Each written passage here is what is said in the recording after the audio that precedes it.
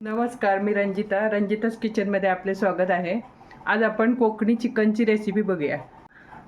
त्यासाठीचे साहित्य दाखवते।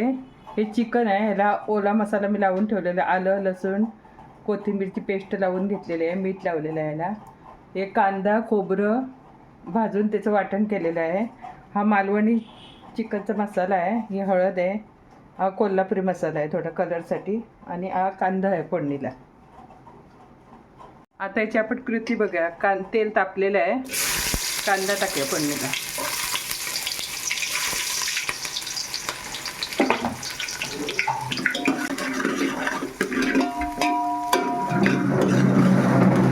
कांदा आपला भाजलेला आहे, आता मसाला घालूया।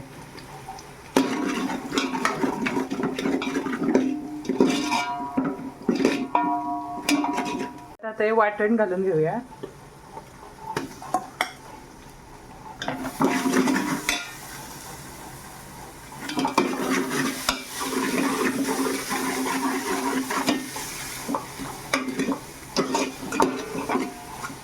हे आता वाटण आपलं चांगलं परतलेलं आहे, आता हे चिकन घालून घेऊया।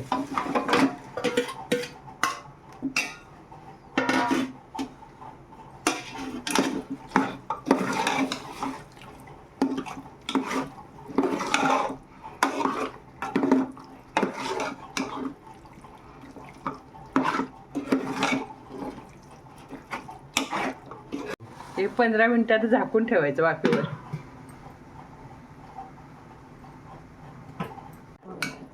आपलं आता हे चिकन झालेलं आहे, आता गॅस बंद करूया आणि झाकून ठेवूया।